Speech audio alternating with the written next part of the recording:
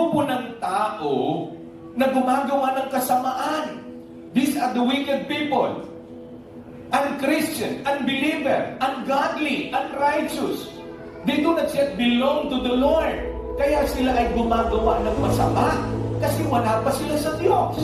Can you say amen? Kaya huwag kang magulat kung ang kapamilya, kakilala, kaibigan, kamag-anakan ay gumagawa ng kasamaan. Kasi hindi pa sila nakakikilala sa Diyos. Can you say amen? Ang masama, nakakikilala na sa Diyos, nakagagawa pa ng kasamaan. Pero from this statement, merong grupo ng tao, those who do not believe the Lord, those who do not yet know the Lord, sabi niya, they do those wicked things. Sabi niya, pero binanggit po niya doon sa susunod na pangungusap, sabi niya, but the people who know their God. Merong kapila, grupo ng tao na nakakikilala sa Diyos. Sila yung makagagawa ng great exploit. Foundation number 1. Before we can do great exploit for God, we must be different.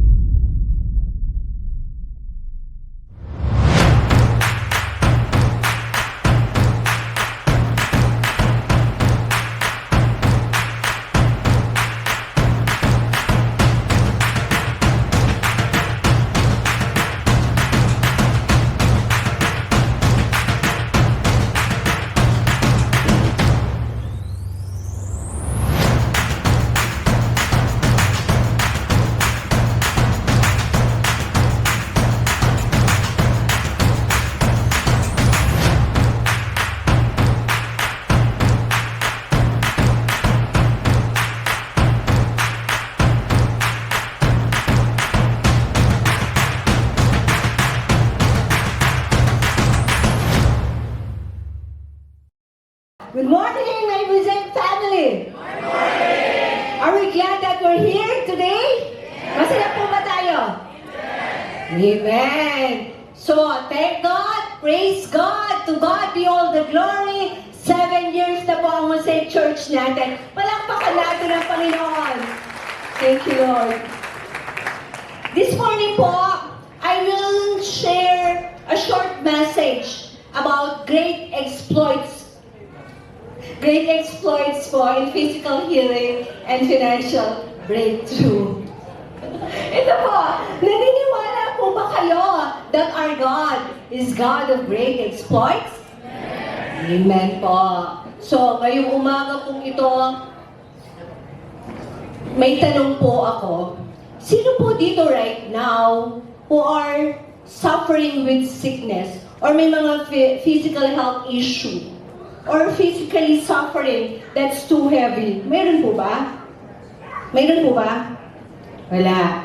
Sabi po sa Isaiah chapter 53 verses 5, by His stripe we are healed.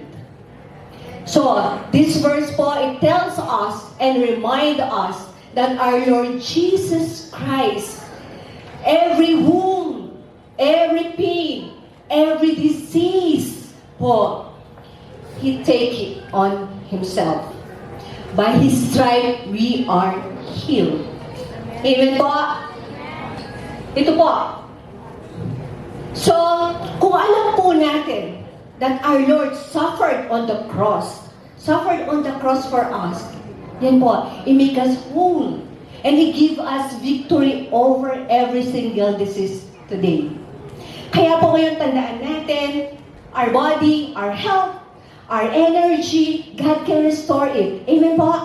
No disease, no pain, no weakness can stand against our God. Amen po? At ito po, hindi lang po business, God is not, hindi lang niya business yung healing po. But we have God that is, inaani po natin miracles, financial miracle, and financial breakthrough. Amen po. Sabi po sa Philippians chapter 4 verses 19, God shall supply all your needs according to His riches in glory by Christ. Ito po.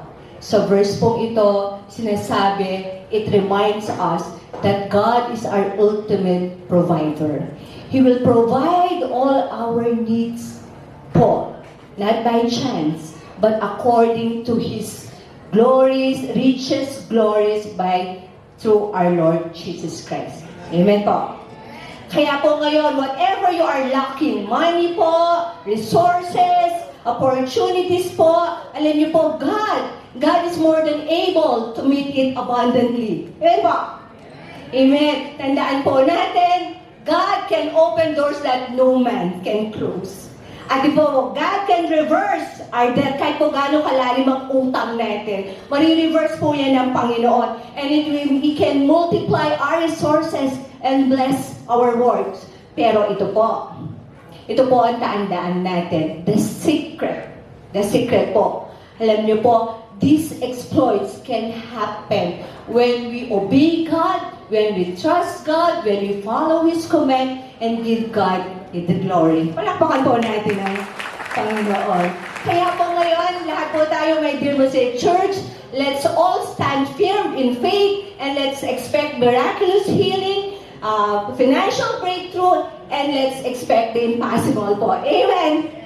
At muli po, again, let's live our faith in God, let's live our trust in God, and let's watch po how God moves, how He provide, how He heal po. Because our God is a God of exploits. Amen po! Palakpakan po natin ang Panginoon. At muli po, ulit, sabay-sabay po natin sabihin, let's declare it loud po. No sickness, no lack, no problem is bigger than our God. Amen po. Palakpakan natin ang Panginoon. Ano po parang point of view as kapag ikaw yung may sakit, pero yung point of view naman ng anak kapag yung magulang mo naman yung may sakit. So parang that time, yun yung kinary ko ng 2025 kasi kapag kunwari ako may nararamdaman ako, pwedeng dayain ko pa yung sarili ko, hindi magpa-check up pero kapag yung magulang ko na yung may nararamdaman, hindi pwedeng hindi ako mag-provide or mag-reason ako na walang pera. So actually, last year talagang nabaon ako sa utang, nagkaroon ako ng problem sa career ko, may mga kailangan akong bitawan.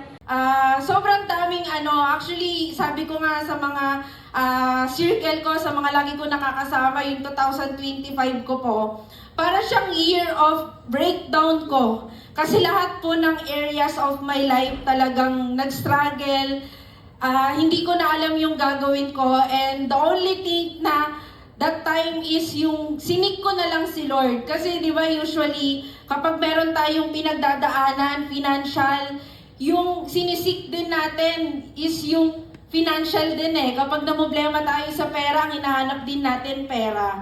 Pero last year, lalo na lagi ko din naririnig kila Pastor Vinta, kila Terence, sa mga nag-guide po sa akin spiritually, yung Matthew 6:33 na seek first the kingdom of God and His righteousness. So that time po nung nag-struggle ako, ang sinig ko lang talaga si Lord. So sinimulan ko talaga na i-surrender sa Kanya lahat. Kasi dumating ako sa point na parang kahit anong gawin ko, parang na-corner na ako ng problem, hindi ko na alam yung gagawin ko. Kumbaga, parang wala sa akin yung solusyon. And then, it so happened na bago po matapos yung taon, in just 11 days, nabayaran po namin yung utang namin.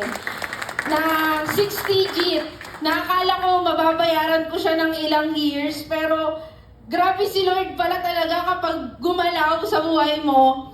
Isang pitik niya lang, yung ilang buwan na na-stress ako, ilang buwan na hindi ako nakakatulog ng maayos, kakaisip kung ano yung solusyon na gagawin ko kinabukasan.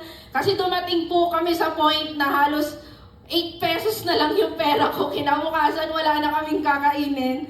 Pero never kami pinabayaan ni Lord. Lagi siyang nagpo-provide sa amin. Naalala ko, actually, nag-share po ako last Thursday na din po sa church.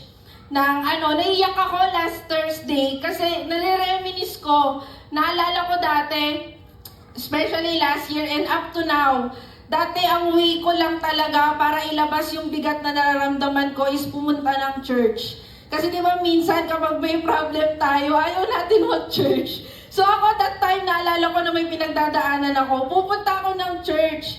Mag-worship lang ako kasi yun yung way ko na ilabas lahat ng nararamdaman ko. And every time nakakarinig po ako ng salita ng Diyos, dun po gumagaan yung loob ko. And it so happened, bago po dumating yung 2026, dun po nagsimula na po pala sa buhay namin yung great exploit. Kasi can you imagine, last 11 days po ng 2025, dun po nangyari yung big miracle sa buhay ko na binless po kami ng sobra-sobra. So, yun lang po, praise God. Lahat po ng nangyari sa buhay ko, alam ko si Lord po yun.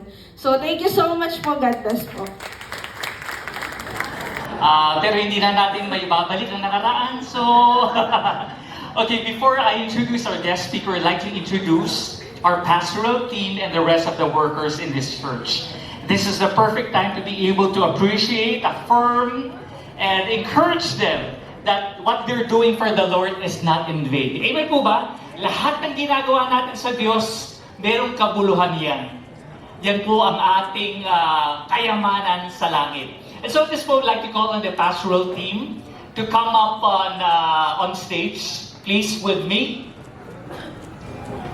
Ayan, sige, dito po.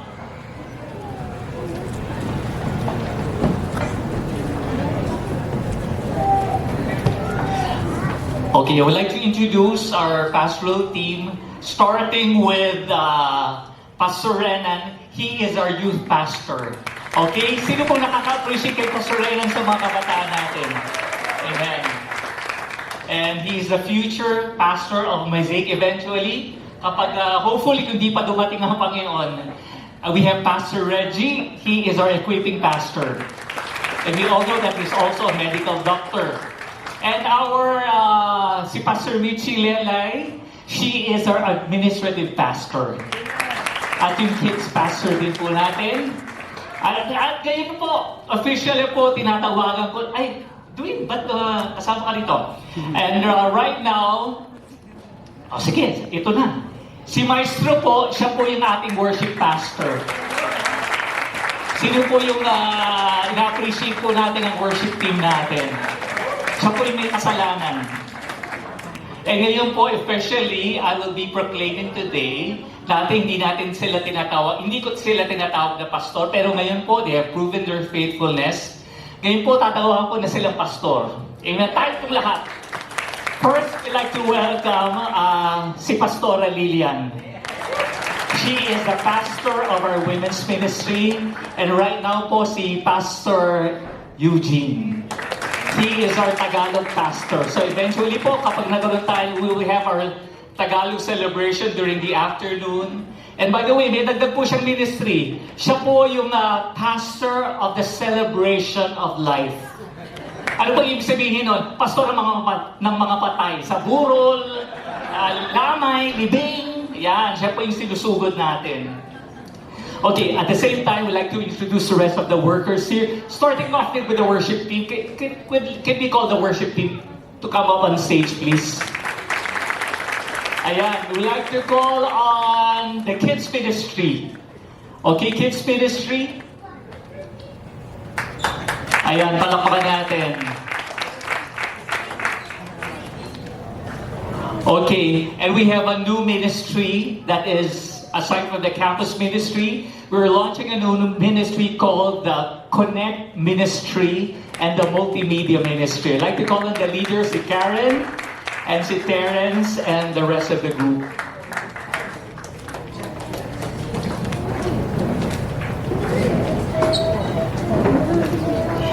Okay, so ito po yung mga pillars of the church. For without, one time po, I'll just share a bit, no? How did it all start, Mosaic? We started 7 years ago. We started as a small group, more than 20 people. And so, during that time, no worship leader. I was the worship leader, following just YouTube. So I was the worship leader, I was the preacher, I was the usher, I was the small group leader, I was everything. And so my prayer is, Lord, magpadala ko po ng mga katuwang ko. I need people who would help me in the ministry. In retrospect po, after 7 years, these are the people that God has brought to the ministry.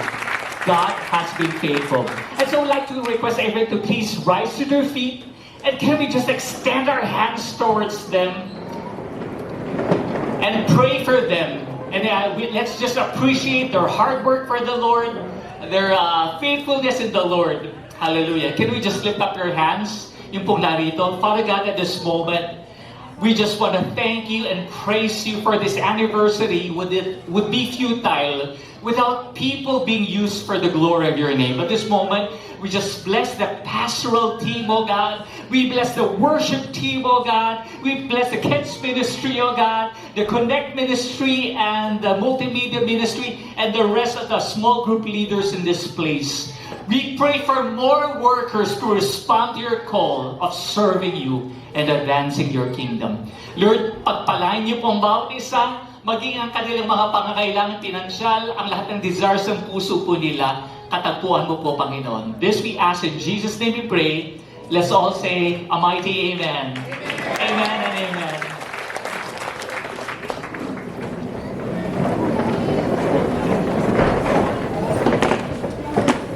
Okay, finally, I would like to introduce our guest speaker. We come a very, very long way. I've known this guy for mabubuking po yung edad namin. I've known him probably for more than 30 years. Pero mukha po siyang bata. No? And I'm just so happy that their church called Joyful Life in Christ has been in existence for 16 years already. At ang kasama po niya, ang kanyang nag-iisang asawa. He has only one wife and 2 kids, no, 1 boy and 1 girl. And the wife is also a pastor. At ang nickname po niya is Pastora Reina, no, Queen. And so yung speaker po natin, siya po yung hari sa kanilang tahanan. And so at this moment, without further ado, wala na pong mga highfalutin introductions. I'd just like to introduce a brother in Christ, a friend, and a servant of God with a humble heart. Let's all welcome, let's all give him a mosaic welcome, Pastor Edwin Sula.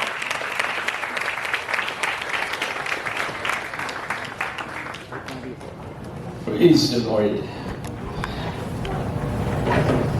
Magandang umaga po sa ating lahat. At una po ay gusto kong batiin po kayo ng ika-7th 7th year anniversary.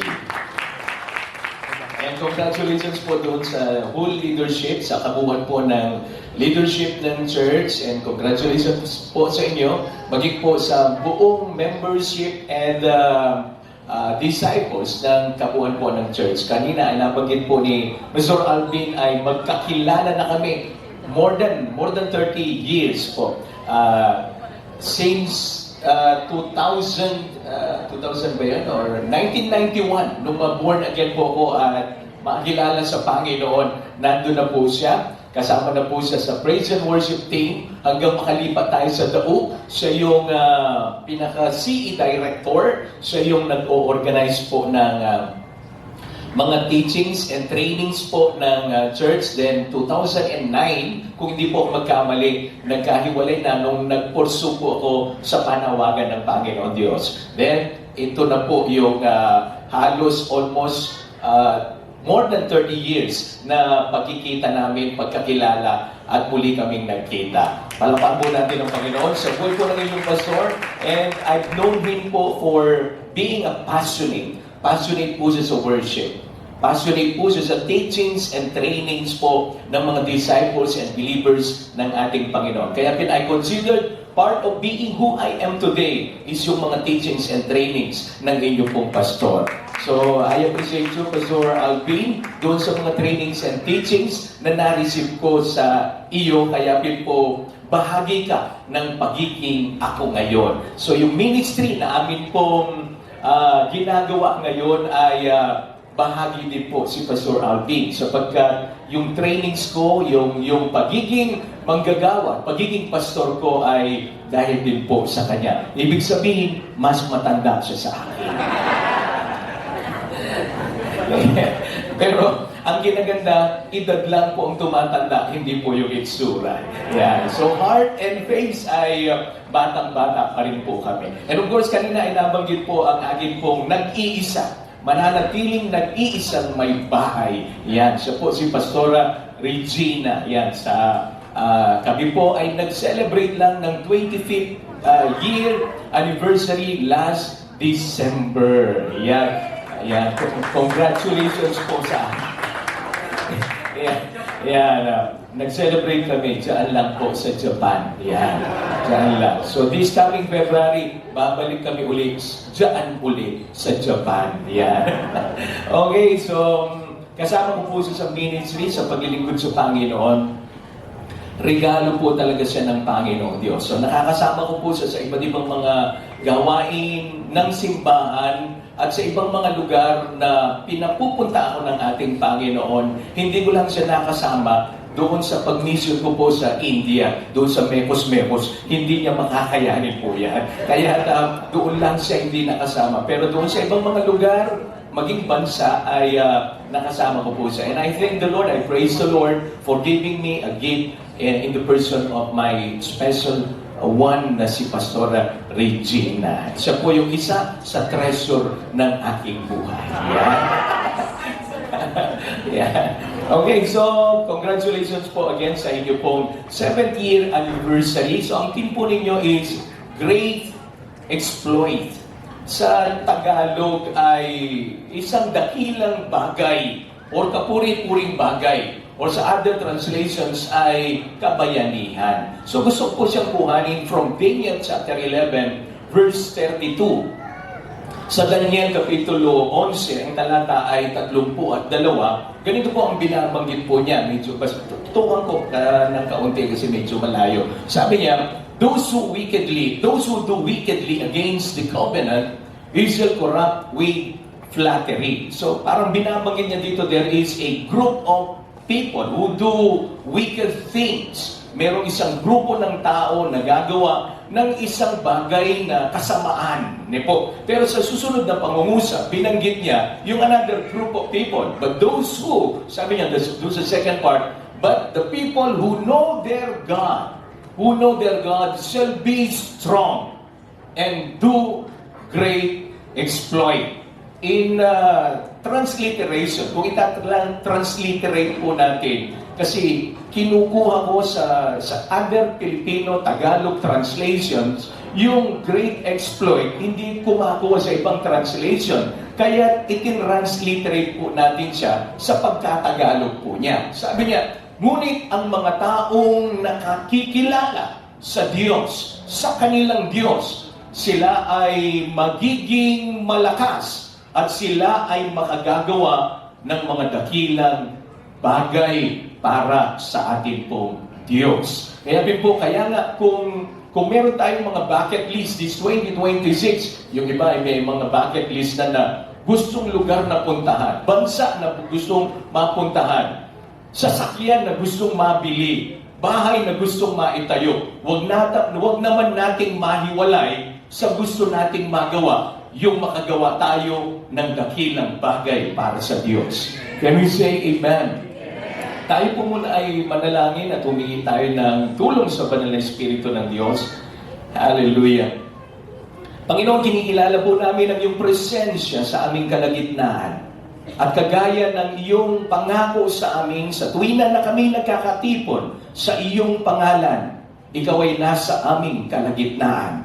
At kapag ikaw ay presente sa amin pong pagtitipon, tiyak mayroong magandang mangyayari. Kinikilala namin ang iyong kataasan, ang iyong kapangyarihan, ang iyong magagawa. Sa iyo walang mahirap, sa iyo walang imposible, at sa iyo walang bagay na hindi pwedeng mapangyari. We ask and pray, Lord, that as we study your word, we ask and pray that your Holy Spirit move in a very special way, Lord. Kausapin mo po kami, ganapin mo at mapangyari ang banal mong kalooban sa aming kalagitnaan. Manifest your presence, manifest your power, Lord, sa amin pong kalagitnaan, Lord. Salamat po, maluwalhati ka po sa hapon pong ito, sa umaga pong ito. Ito po ang aming panalangin naman sa pangalan ni Jesus. Ang lahat po ay magsabi ng Amen and amen. Palakpakan po natin ang ating Panginoon.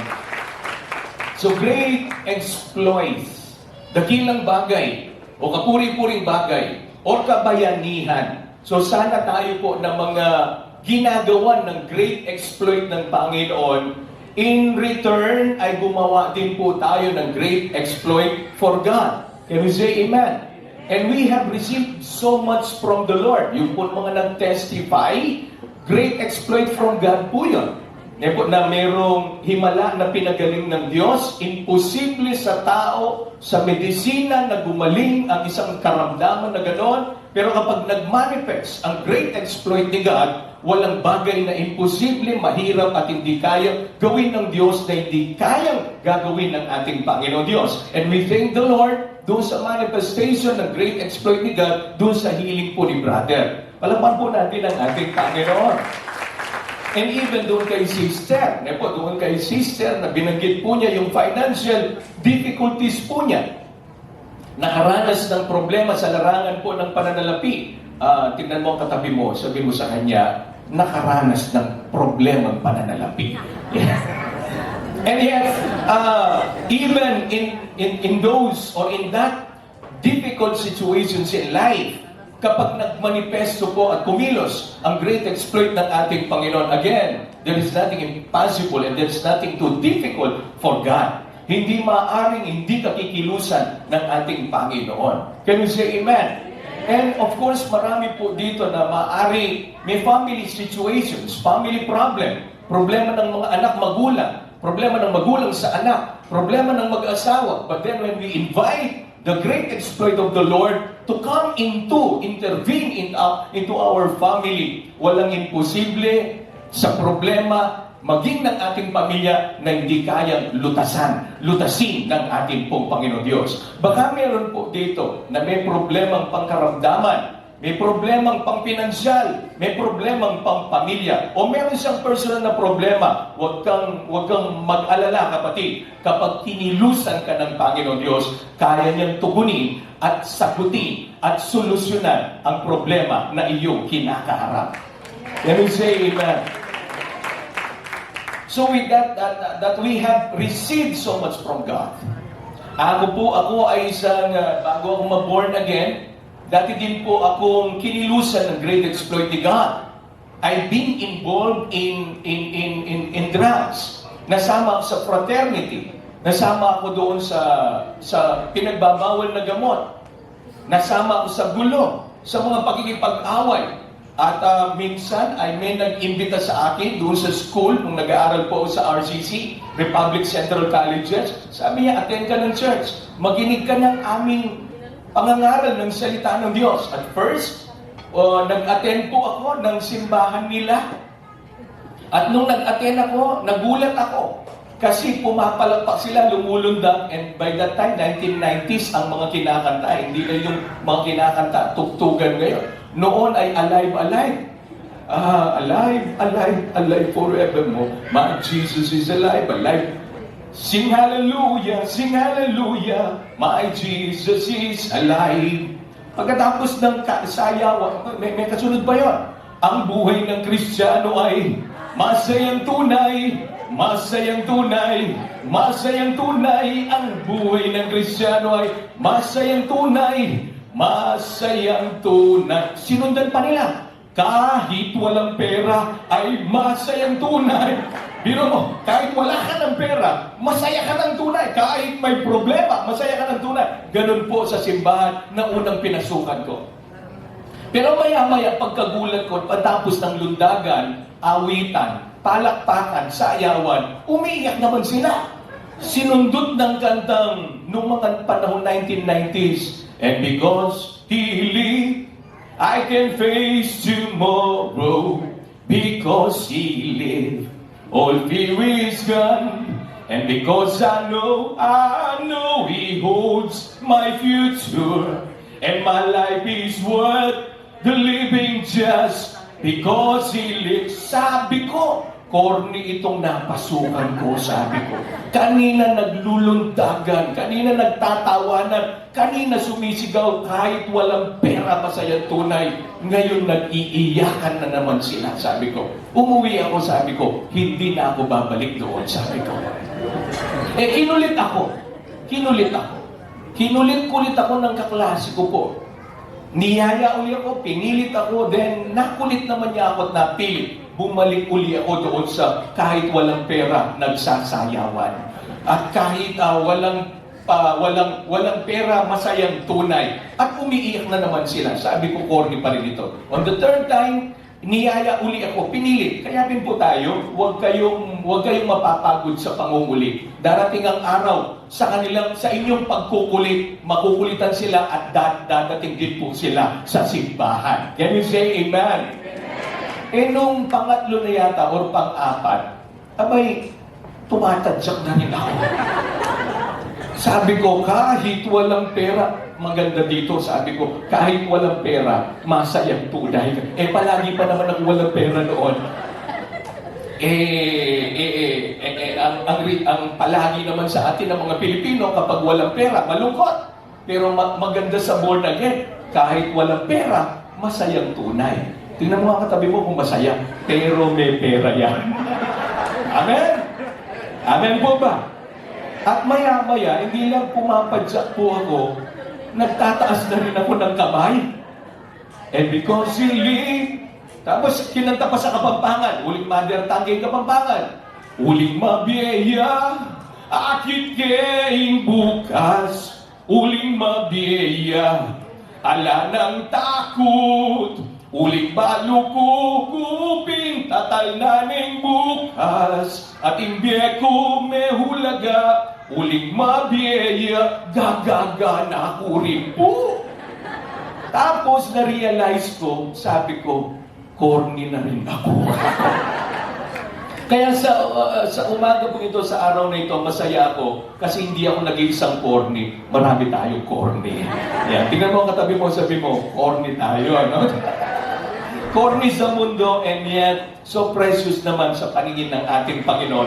Makita niya tayo na anumang sitwasyon ng ating buhay, nagpupuri po tayo sa Diyos. And I considered it as a great exploit of the Lord. Changing me. Baguhin niya ako. Baguhin niya ang tao na mahirap baguhin. Mapanagkas, mapagmura. Palaging masama ang puso, masama ang iniisip, masama ang ugali. And yet, alang imposible sa Diyos. Ang mahirap na baguhin ay binago ng Diyos. Amen po ba? Tingnan mo ang katabi mo, sabi mo, ikaw din ang hirap mong baguhin, binago ng Diyos. Amen po ba? Amen. Ang hirap nga natin dalhin sa church. Di ba ba? Ang hirap na, madali pa tayong dalhin sa mall. Kumpara sa dalhin sa simbahan. Madali pa tayong dalhin sa mga birthdays. Di po, sa mga kasalan. At mahirap tayong dalhin sa simbahan. And yet, because of the great exploit of the Lord, nothing is too difficult for Him na tayo ay dinala niya sa simbahan, niligtas niya at binago niya ang ating mga buhay. Can we say amen? Then the question is, how can we repay God? Paano natin mababayaran at mababalikan ang ginawa ng Diyos sa atin ng dakilang bagay? Hindi naman po siguro kalabisan kung balikan naman natin ang Diyos. Panginoon, ginawan mo ko ng great exploit. Itong taon na ito, 2026, hindi matatapos ito na hindi ako makagagawa ng great exploit para sa iyo. Can you say amen?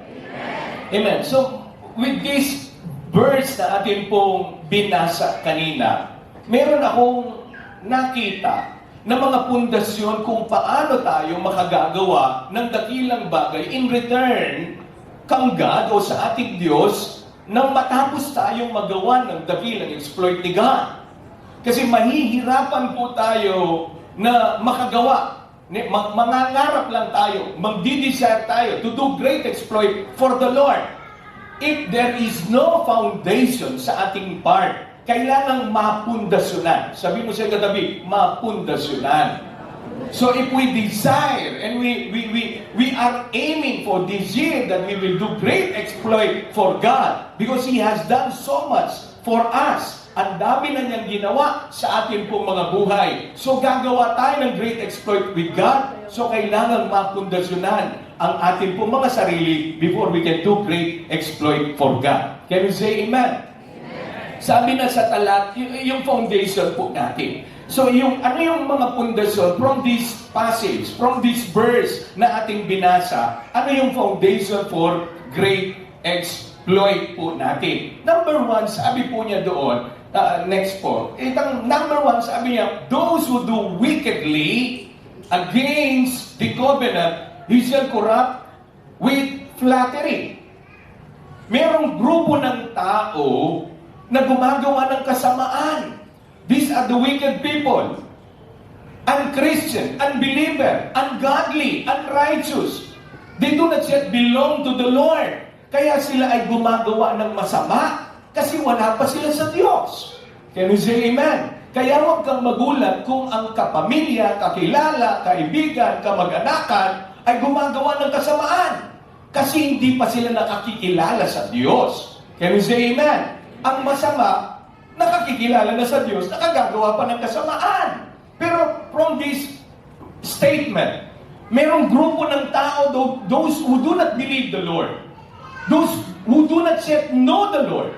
Sabi niya, they do those wicked things. Sabi niya, pero binanggit po niya doon sa susunod na pangungusap. Sabi niya, but the people who know their God.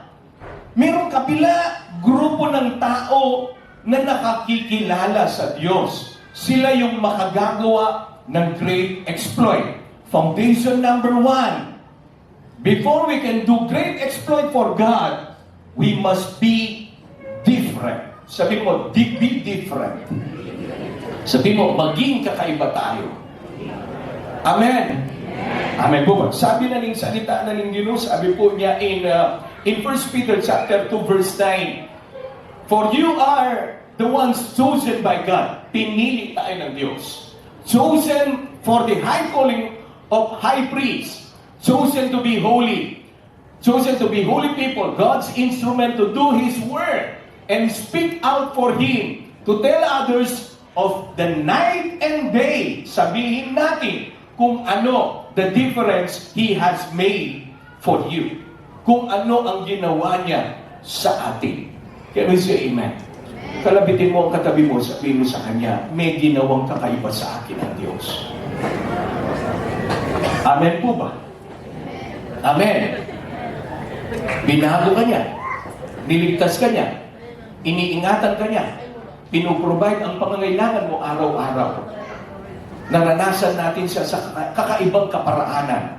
So then, kailangan mamuhay tayo ng may pagkakaiba sa iba. Amen. Hindi lahat ginagaya. Hindi lahat tinutularan. Hindi lahat ginagawa. Meron tayong distinction from those who do not know the Lord. Be different. Can you say amen? Sabi mo sa katabi, be different. Be different. Maging kakaiba po tayo. Meron pong akong nalaman na meron dalawang amazing birds na meron po silang different traits. Ewan kung nakikita po ninyo. Yung una is yung eagle. Eagle. Yung eagle is they can fly high. Humaharap sila sa bagyo. At kapag sila ay kailangan ng mag-renew ng kanilang feathers, kailangan magtago sila doon para ma-renew yung kanilang mga feather. So sila, kapag may kalaban naman sila, based in picture na kinuha ko, yung snake. Kapag nilabanan nila yung snake, yung prey niya, doon sa lupa, madaling siyang matalo.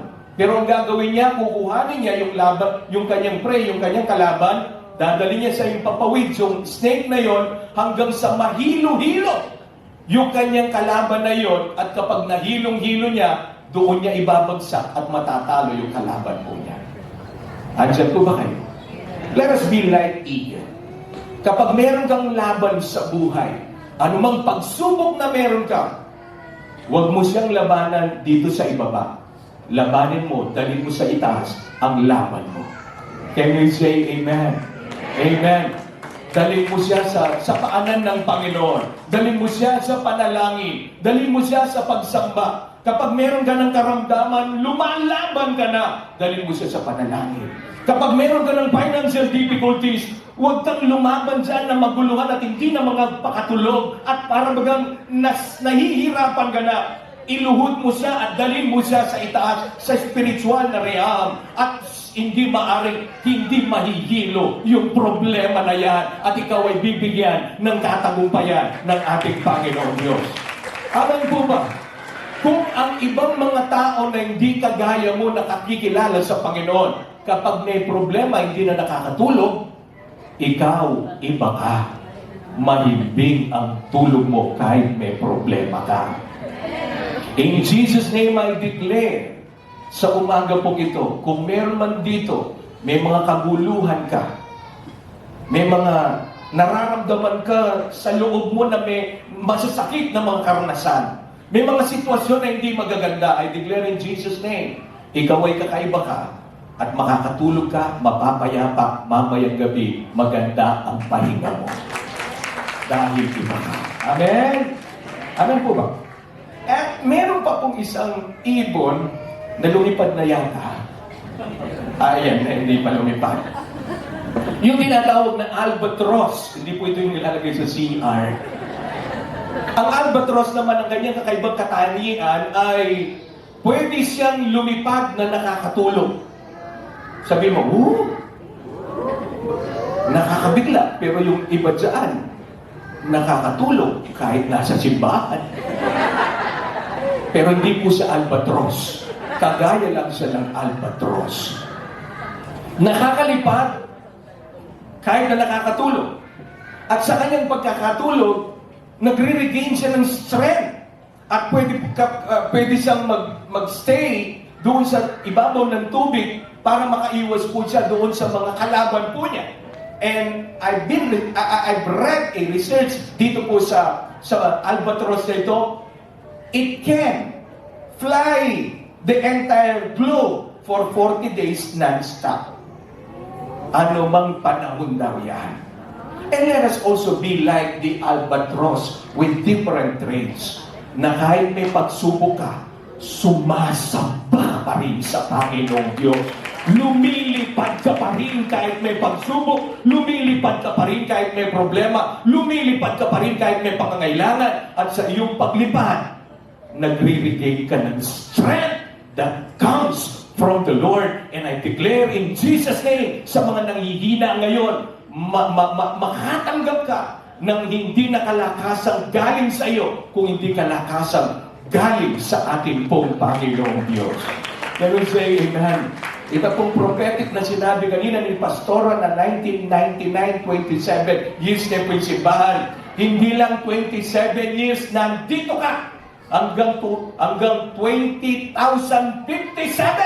nandito ka. Amen po. Ako po baka wala na that time. 56 na ako. Yan. Pero mukha lang 26. Be different. Maging kakaiba po tayo.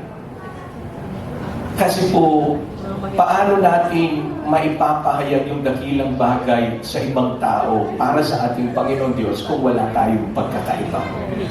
Kung problemado sila ng mong problema, ikaw problemado ng mong problema. May sitwasyon hindi maganda, wala silang pag-asa, ikaw din wala kang pag-asa. You cannot do great exploit for the Lord. That is why the foundation of doing great exploit for God is be different. Sabi mo sa katabi, be different. Be different. Iba ka. Iba ka. Pangalawa po, coming from this passage, is, sabi niya, but the people who know their God, silang mga nakakikilala sa Diyos, know Him not just by information, because there are two words for information or by knowing. knowing by information and knowing by experience, oida and ginosko. So ito pong pagkakilala sa Diyos is not just by information. We can know a lot of things from God or about God from the Bible, from the messages of the preaching. Meron tayong nakikilala natin ang Diyos mula sa Biblia at mula sa pangangaral ng ating mga pastor. And yet, yun po ay impormasyon lamang. Kailangan ng pagkakilala natin sa Diyos ay by and through experience. Sabihin natin, experience. Sabihin natin, experience. Magkatawang tao sa atin ang bawat salita ng Diyos. Mag-incarnate sa atin ang salita ng Diyos. Ang salita ng Diyos ay hindi lamang salita. Alay pong power ito. But when it comes to reality sa ating pong mga buhay, doon nagiging buhay at makapangyarihan ang salita ng Diyos. Amen. We've heard and we've read and we've learned so much about from God. Ang dami na nating nalaman, natutunan patungkol sa Diyos. Pero minsan alay ang epekto kay tao because it's only an informational knowledge. Pero kapag sa umagang ito, mag-sing-in sa ating puso, nandiyan sa ating puso, mag-sing-in sa ating mga espiritu at magkatawang tao, magdadala siya ng tunay na pagbabago sa ating pong mga pagkatao. Amen! Kanina nabanggit po ng unang kumanta na worship leader, ang gandang boses po noon, yung lalaking kanina yung worship leader, yung unang kumanta, yun si brother. Ganda ng boses mo, bro. Hallelujah! May anointing. May anointing. Yun ang kinakanta ko na COVID kami. Di ba noong 2020? Di ba? Na-COVID tayo. Ako yun ang nagsalba sa akin, pagsalba sa Panginoon. Parang hindi nyo alam yung COVID. Alam niyo po, madami yung na-COVID dito, tumago lang. Po, kasi kukuhanin sila ng mga naka-astronaut. Isasakay sila, dadalhin po sila doon sa saklay. Po, so kami nagtago din. Pero, hindi kami nagtago pero with the supervision of a private doctor. So again po, yung kinanta niya, may binanggit siya about the sovereignty of God. God is sovereign. Bro, God is sovereign. Ang pagkamakapangyarihan ng Diyos. Ibig sabihin that nothing is impossible with God. Anong imposible sa Diyos? Pero gaano natin pinaniniwalaan at talagang menyali siya, anak ng kapampangan. Talagang nagkatawang tao sa atin ang paniniwala natin at pananampalataya natin that nothing is impossible with God. That God is sovereign. Makapangyarihan ng ating Panginoon Diyos. Can we say amen? Amen. So kapag may problema ka, sabi mo, my God is sovereign. May sitwasyon kang hindi maganda, my God is sovereign. May pangangailangan ka, my God is sovereign. Can we say amen? Ano pa yung pwede nating mapagkakilala sa ating Panginoon Diyos, mga theological traits or character ng ating Panginoon? Thank you. Ito. Great exploit siya naman ni bro.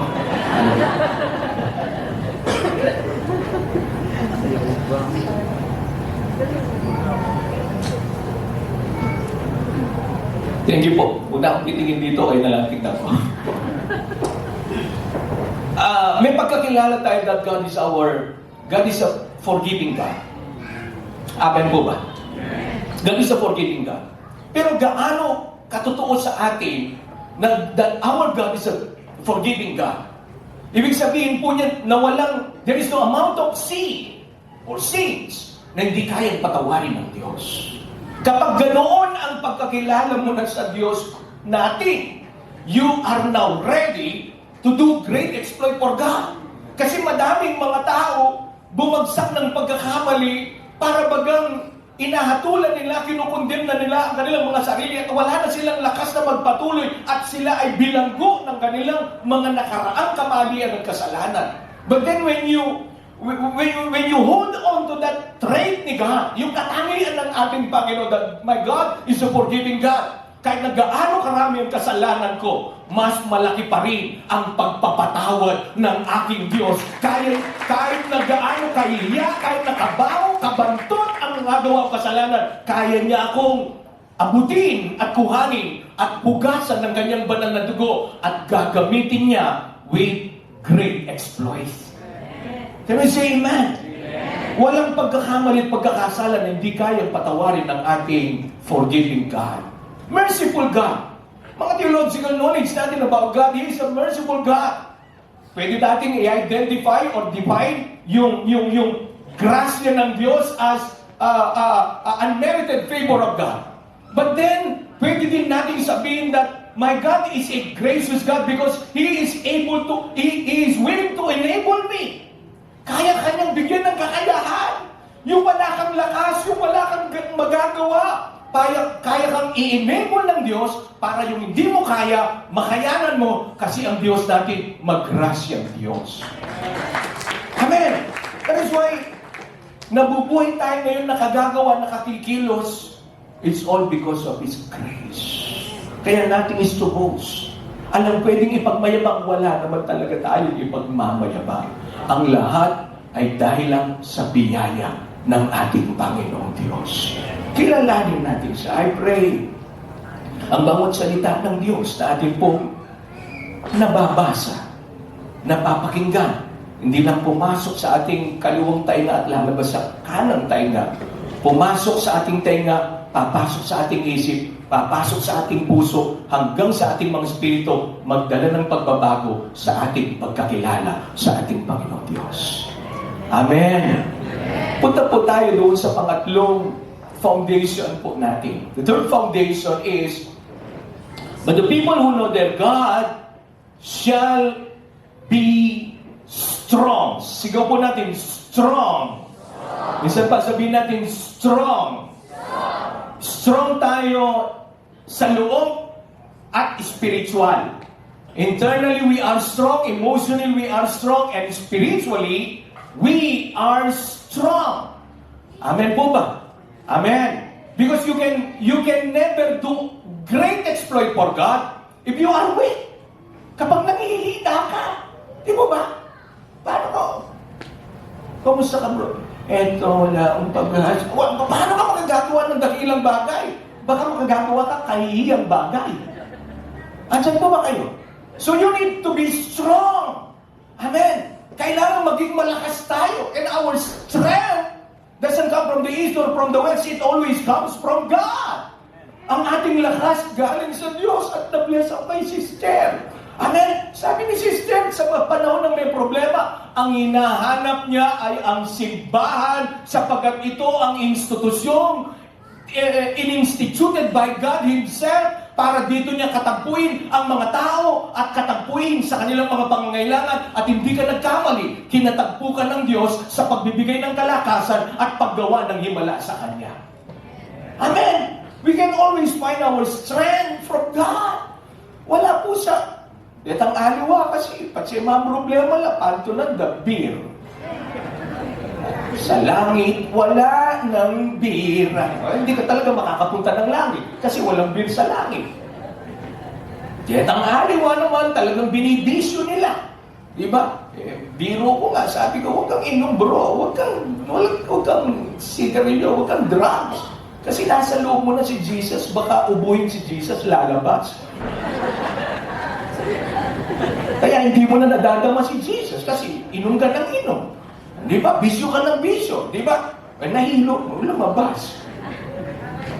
Kailangan magpakalakas po tayo. Kung nangihina ka ngayon, I declare in Jesus' name, lalabas ka dito na malakas. Amen. Palalakasin ka ng Diyos. Amen. God Himself will strengthen you. Because God desires for you to do great exploit for Him. Kasi gusto ng Diyos makagawa ka. Kasi yan ang foundation eh. Lord, gusto ko magawa ng dakilang bagay. Puro madaming bagay ang ginawa ko sa buhay ko. Puro maraming bagay ang ginawa ko para sa pamilya. Maraming bagay ang ginawa ko sa buhay na ito. Pero by this year 2026, Lord, dakilang bagay naman ang gagawin ko para sa iyo. But then I need to be different. I need to know you, Lord. I need to be strong. And meron akong basic na pinanggagalingan po ng lakas, pamamaraan ng Diyos, how God strengthen us through prayer. Amen. Kapag nangihina ka, bro, itiklong mo lang ang tuhod mo, palalakasin ka ng Diyos. Amen. Nanghina po ako. nanghina. Galing po ako ng CMI 1991 to 1993. Kinuha ko po yung pastoral theology ko po dyan. Biblical Studies. Takbo ako ng Manila 1993 to 1997. Kinuha ko yung Bachelor of Theology ko. Tapos kinuha ko yung Masteral ko po ng Biblical Studies and Christian Leadership. May panghihina. Nanghina din po yung katawan ko. Pero nung panahon na nanghina po ako na yun, nilungod ako sa Diyos. Panginoon, sabi ko, ayaw ko itong nararamdaman ko na hindi ko nararamdaman ang presensya mo. Palakasin mo po ako, O Diyos. At naramdaman ko, pinalakas ako ng Diyos sa simpleng panalangin ng pakikipagtagpo at talamitan ng puso, isip at buhay sa ating Panginoon. That is why my personal definition of prayer is connecting our mind with the mind of God, connecting our heart with the heart of God, and connecting our spirit with the Spirit of God. And when we are praying, we are being connected with God. Ang lakas ng Diyos ay nagiging lakas mo na. Kaya pinapalakas tayo ng panalangin. Huwag po kayong manghinawa sa mga oras na inilalaan sa panalangin sapagkat ito ang magtataguyod sa iyo sa pangmahabang pakikipaglaban at paggawa ng dakilang bagay sa Panginoon. Through words, sa kanyang mga salita. Ang salita ng Diyos, Matthew 4:4, sabi niya pagkain. Hindi lang sa pagkain, sustansya, vitamina ng ating pananampalataya. Amen. Sa pamamagitan ng corporate worship, huwag kayong liliban. Sabi po ng Santiago, sa Hebreo, huwag kayong kaligtaan. Sabi mo siya katabi, huwag mong kalimutan ang pagsamba. Yan. Ang mga nanghihina, makakalimutin po yan. Ay, Sunday pa lang ngayon. Hindi po, dapat Sabado pa lang, alam mo, Sunday sasamba bukas. Amen. Amen. Kung kailangan Lunes pa lang, planchado na yung damit mo. Bakit nang planchado ka na mo? Gagamitin ko sa linggo. Sasamba ako sa Diyos. Amen po ba? Huwag ka namang maligo ng Monday kasi sasamba ka ng linggo. Huwag naman po. Yung damit lang ang ihanda mo. Amen po ba? So every time I come to church, I make sure of it that I will encounter God. This is no ordinary gathering. Hindi po ito parang piyesta lang, hindi ito parang birthdayan lang, at hindi ito parang kasalan lang. Ito po ay pakikipag-enkwentro sa Diyos. Every time we come to church, every time we gather together, the Holy Spirit will manifest in our midst. Kaya nga pinalalakas niya ang mga nanghihina. Kinakatagpo niya tayo. And even through trials, sa pamamagitan ng mga pagsubok. Amen po ba? Sino yung naniniwala dito even in facing difficulties and trials in life, this is another way of God strengthening us. Amen po ba? So I have my personal insight about facing trials. Kapag may problema ka, inihahanda ka ng Diyos sa malaking gagawin niya sa iyo. Amen. That is my personal thought ko, personal idea, personal heart. Pag meron na akong problema, sinasabi ko, may paghahanda na ginagawa ang Diyos. Bibigyan niya ako ng malaking bagay. Amen? Ang simbahan po namin, ilang beses kami, 16 years na po kami nag-celebrate last year. Nagpalipat-lipat kami mula sa Magalang tapos dito sa may Magalang Road, tapos nagrenta po kami ng 5 years contract doon sa Inchik Chinese. Yan, baka may Chinese po dito. So, yung Chinese. Tapos, ang aming kontrata sa kanya is 10 years. 5 years, tapos mag-renew kami ng contract. During that time is, 20. Nag-start kami ng 15, umabot ng 22. Mababa pa yun. Pero nung mag-renew kami ng contract after 5 years, bago niya i-renew yung contract, ginagawa niyang, how much? 180,000. Sabi ko sa kanya, hindi naman kami contractor. Hindi naman kami gumagawa. Hindi naman ako DPWH contractor. Hindi naman kami, sabi ko sa kanya, this is the business, this is the work of God on your mind. Tapos, hindi na, business is business. Nagkaroon kami ng problema. Niyaya akong mga leaders ng church. Mag-ayuno, manalangin tayo. Umaharap ng sitwasyon ng simbahan. Umaharap ng malaki, pinapaalis tayo. Pinapaalis. By that time, siguro mga nasa more or less 100 pa lang kami. Nasa 100. Saan po'y sisilong yung 100 tao? Nanalangin, nag-ayuno, dumulog sa Diyos. At yung problema na iyon, yun naman ang ginamit ng Diyos para kami ay bigyan ng 1,700 square meters. At nakapagtayo po kami ng temporary church. Yan. So meron na po kami temporary church po ngayon. Na kaya niyang mag-accommodate ng 350 to 400 seating. At ginagawa yung mentoring po namin doon na kahit na yung 500, ulpa, kinakaya po ng simbahan. Kailan po namin naranasan yun? Nung kami ay humarap ng pagsubok. Kaya din po kapag humaharap tayo ngayon, ang kaisipan ko, kapag may problema, inihahanda tayo ng Diyos sa malaking ibibigay niya sa atin. Amen. Sino dito yung may problema? Inihahanda ka ng Diyos sa malaking gagawin niya sa buhay mo. Amen. Amen. Hindi tayo negatibo sa kaisipan, palagi positibo, hindi lamang sa kaisipan, kundi sa pananampalataya natin sa Diyos. Can we say amen? Another thought ko po kapag kumakaharap ng problema is, meron lang itinuturo na high-value lesson sa akin si God. Every time I face trials, problems, difficulties, tough times sa aking buhay, hindi lang inihanda ako ng Diyos na bigyan ako ng malaking bagay, kung hindi may itinuturo sa akin ng Diyos. And then, another way pa rin, kapag humarap ako ng pagsubok, ang thinking ko ngayon, pinalalakas lang ako ng Diyos. Pinalalakas lang. You remember the story doon sa kay Pedro, sinabihan ni Jesus si Peter, sabi niya, Pedro, sabi niya, hiningi ni Satanas na kayo ay ligligin, kagaya ng trigo. Kayo, parang in layman's term, kayo ay subukan. Kayo ay humarap ng pagsubok, pero itinalangin ko na kayo sa Diyos. Pwede mo bang hagurin yung katabi mo? Sabihin mo sa kanya, ipinapanalangin ka na ng Panginoon. Huwag kang mag-alala sa panahon ng pagsubok, merong Diyos na kaantabay mo. Hindi ka niya bibitawan, hindi ka niya iiwanan. Can we say amen? And the next line na sinabi ng Panginoon kay Peter, after na kayo ay magtagumpay, sabi niya, ikaw naman ang magpalakas sa kanila. So, every time I face trials, ito po yung thinking ko. May inihahanda ang Diyos, may itinuturo ang Diyos, palalakasin ako ng Panginoon. Nakaranas pa lang po ako ng problem just few days. A week. Isang linggo, days pa lamang. Pero nakita ko at naramdaman ko, mas malakas ako ngayon kumpara nung hindi ko naranasan yung problema na yun. Amen. Pinapalakas ng pinapalakas ng pinapalakas ng ating Panginoon. And as I close, basahin natin yung kanina. Paano tayo makagagawa ng great exploit? Ano yung kinukonsidera ko na components of doing a great exploit for God? Itong taon na to, gagawa ka ng dakilang bagay, kapuri-puring bagay sa Panginoon.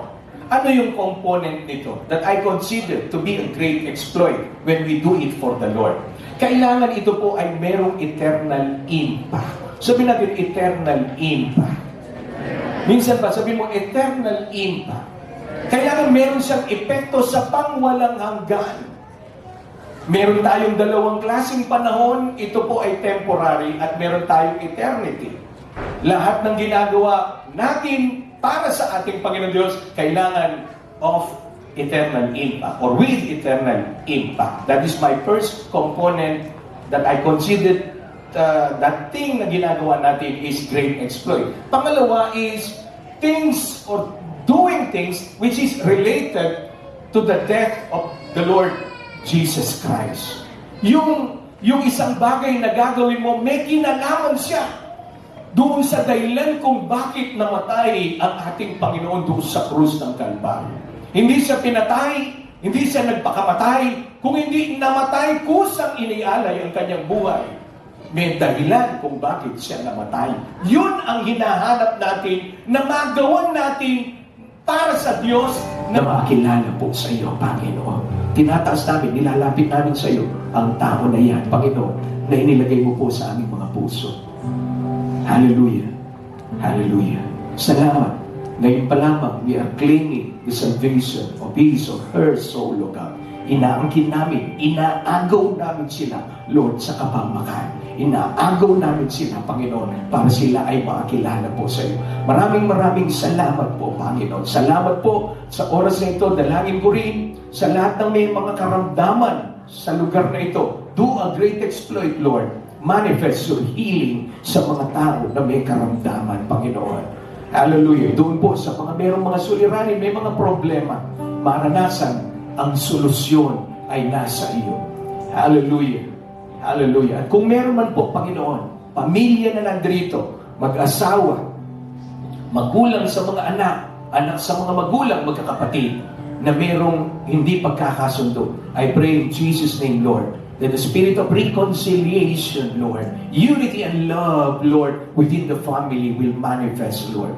Pagkakaisa, pagmamahalan, pag-aarugaan ng bawat miyembro ng pamilya.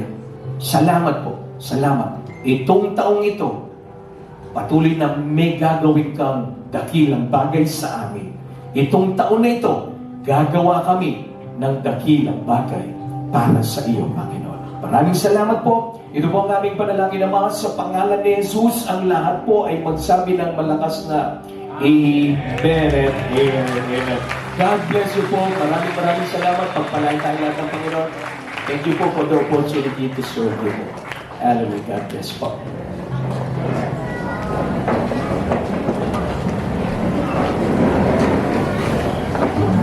Maraming salamat po, Pastor Edwin Sula, sa iyong nakakapagpatibay na mensahe. So yun, maupo po muna tayong lahat, ano? So, napakaganda ng mensahe ni Pastor Edwin. No?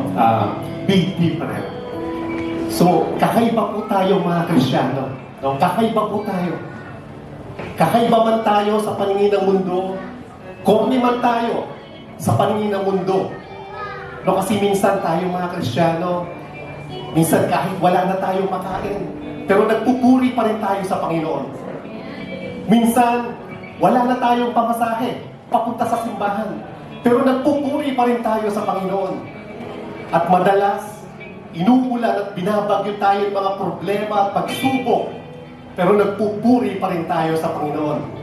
Sabi nga po sa Santiago 1:2-3, magalak kayo sa tuwing dumaranas kayo ng mga problema at pagsubok, dahil ginagamit ng Diyos ang mga pagsubok na yan para patatagin po tayo, patatagin yung ating pananampalataya sa Panginoon. No? Kaya kakaiba man tayo sa paningin ng mundo, korni man tayo sa paningin ng mundo, sa paningin ng Diyos, special po tayo. No? Tayo mga Kristiyano, tayo mga anak ng Diyos, special po tayo. So yun po, no? So, announcement lang po, pagkatapos po ng closing prayer natin, so maupo po muna tayo.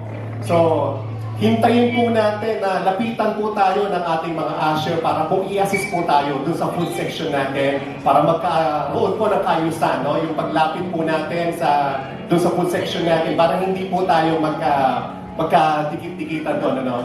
So, yun po. Tayo po lahat ay tumayo.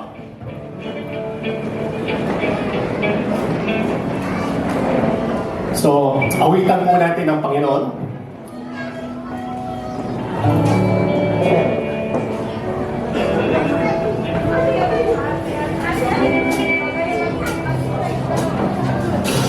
Lord, I offer my life to you, everything I do.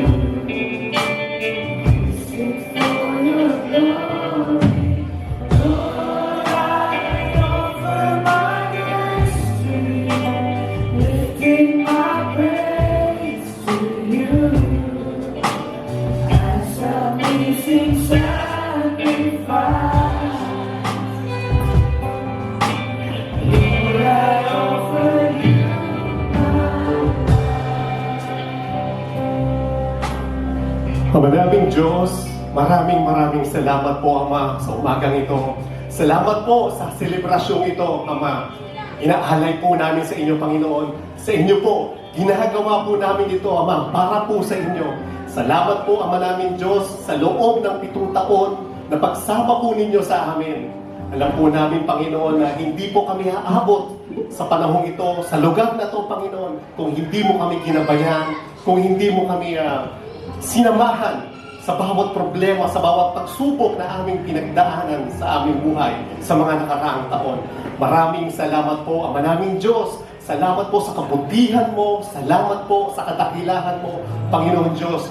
Tunay na dakila ka, Ama namin Diyos. Karapat-dapat ka sa mga papuri, pasasalamat at pagsamba.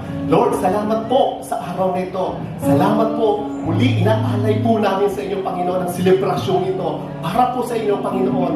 At alam po namin, Panginoon, na hindi lang po 7 taon, madodoble pa ito, matitriple pa ito hanggang sa mga susunod na henerasyon, Panginoon.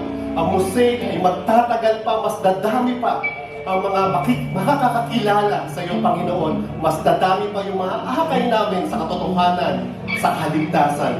Maraming salamat po, Ama namin Diyos, sa kabutihan mo. Dalangin namin na patuloy kang kumilos sa buhay ng bawat isa na nandito. Patuloy mo kaming tulungan, Panginoon, na masunod at magawa namin ang inyong kalooban.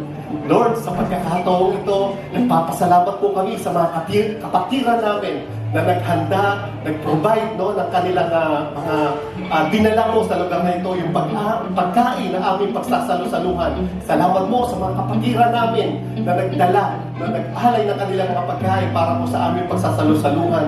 Lord, dalangin po natin na paspasan po ninyo yung pagkain na aming pagsasalo-saluhan upang ito'y patuloy na magbigay kalakasan sa bawat isa. At Lord, salamat po sa mga biyaya at mga pagpapala po ninyo na patuloy niyo pong pinagkakaloob sa bawat isa. At sa mga kapatiran po namin, Panginoon, na magbibigay ng kanilang tithes and offering para sa iyong gawain. Lord, ibalik mo sa kanila ng siksik, liglig at umaapaw ang mga biyaya, Lord. Yung mga pinaghirapan po nila, yung mga pinagtrabahuan po nila, na inaalay po nila sa inyo. Lord, kayo na po ang bahala na magbalik sa kanila. At sa amin pong pansamantalang pag-iwahiwalay, dalangin po namin na ingatan po ninyo ang bawat isa na kami makarating sa aming tahanan na ligtas at malayo sa anumang sakuna. Samahan niyo po kami, Panginoon, hanggang sa susunod na buwan, susunod na taon, mas marami pang taon, Panginoon, na magsasama-sama tayo. At salamat po. Salamat sa mga pagpapala mo. Salamat sa mga biyaya mo, Panginoon. Binabalik po namin sa inyo lahat ng papuri, pasasalamat at pagsamba sa pangalan ni Jesus. Amen.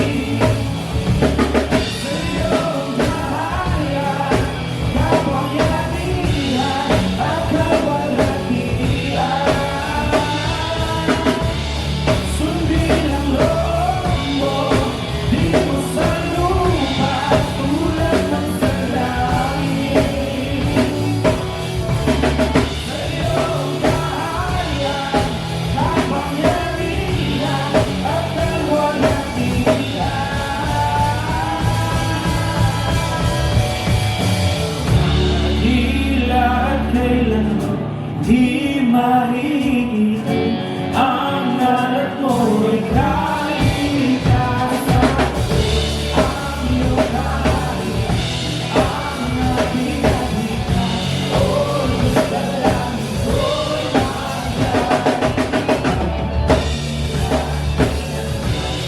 di mahigit ang nalat mo'y kalikasan.